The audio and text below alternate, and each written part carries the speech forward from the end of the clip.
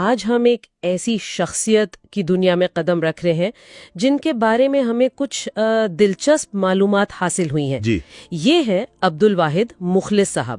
اسلام پور high school میں استاد تھے اور ابھی حال ہی میں 30 جون 2025 کو ریٹائر ہوئے ہیں. ہاں، اور سورس بتاتا ہے کہ 30 سال سے بھی زیادہ عرصہ. 30 سال سے زیادہ؟ یہ تو جی ایک بہت لمبی مدت ہے خدمت کی. بالکل. اور جو بات فوراً توجہ کھینچتی ہے وہ یہ ہے کہ ان کے شاگرد انہیں اردو کا لیونگ ڈکشنری کہتے تھے. Living dictionary? ہاں. اچھا. ہاں، چلتا پھرتا لغت.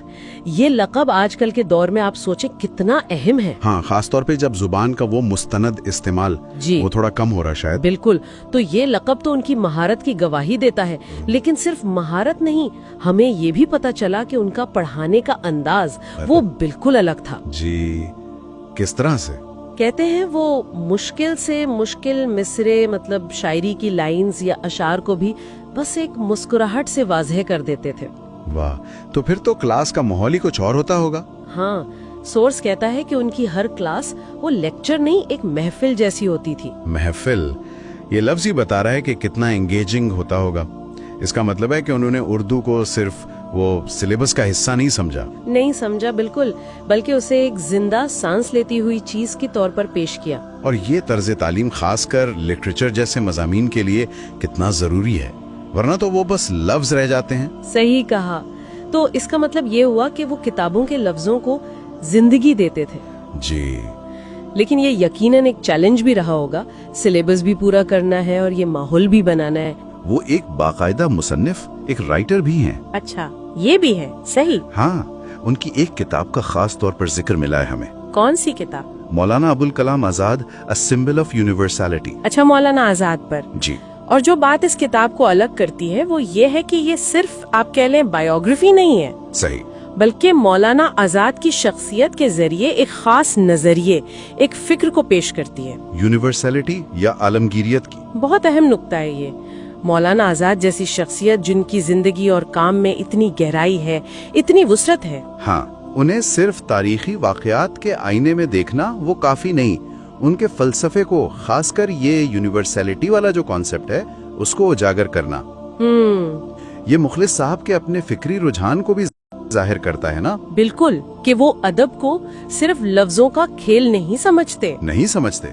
وہ اس سے سوچ اور سمجھ کو بدلنے کا ایک ذریعہ بناتے ہیں. تو ان کا پڑھانا اور لکھنا دونوں ایک ہی سوچ کے دو پہلو لگتے ہیں. جی، ایسا ہی لگتا ہے کہ علم کو صرف منتقل کرنا نہیں بلکہ اسے معنی دینا. بالکل، کانٹیکسٹ دینا، میننگ دینا. اب جب وہ ریٹائر ہو گئے ہیں تو ہمیں ملی معلومات اسے ایک سفر کا اختتام نہیں بلکہ ایک وراثت، ایک لیگیسی کی شروعات کے طور پر دیکھتی ہیں. ہاں، یہ لفظ وراثت یہاں بہت اہم ہے. اور یہ وراثت صرف ان کی کتابوں یا ان کے پڑھائے ہوئے سبق تک محدود نہیں ہے. یہ ان کی شخصیت کا وہ اثر ہے جو ان کے شاگردوں کے ذہنوں میں، ان کے دلوں میں زندہ رہے گا. صحیح. رپورٹ میں ایک بہت ہی خوبصورت بات کہی گئی ہے. کیا؟ کہ انہوں نے صرف اردو کے الفاظ نہیں سکھائے، ہاں، بلکہ زندگی گزارنے کا ایک سلیقہ، ایک انداز بھی سکھایا. اور یہ ایک استاد کی سب سے بڑی کامیابی ہوتی ہے میرے خیال میں. بالکل. اس سے بڑی کامیابی کیا ہوگی؟ اور اسی لیے سورس میں ان کے لیے شکریہ اور نیک خواہشات کا اظہار بھی ملتا ہے. جی. جو ان کے شاگردوں اور ان سے واقف لوگوں کے احساسات کی عکاسی کرتا ہے. یہ احساس دلاتا ہے کہ ایک استاد کا کام واقعی کتنا پائیدار ہو سکتا ہے. پائیدار، ہاں. اور یہی پائیداری انہیں ایک طرح سے آپ کہہ سکتے ہیں لازوال بنا دیتی ہے، امورٹل بنا دیتی ہے. ان کا علم، ان کی سوچ، وہ ان کے شاگردوں کے ذریعے آگے بڑھتی رہے گی. ضرور.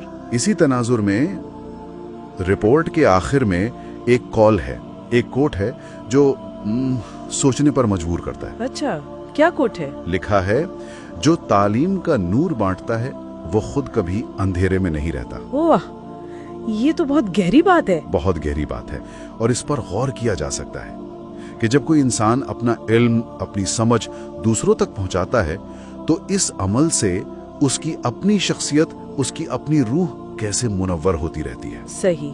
کیسے علم بانٹنے کا عمل خود ایک روشنی بن جاتا ہے جو دینے والے کو بھی روشن رکھتی ہے. یہ ایک سوال ہے جو ہم سب سوچنے کے لیے اپنے ساتھ لے جا سکتے ہیں.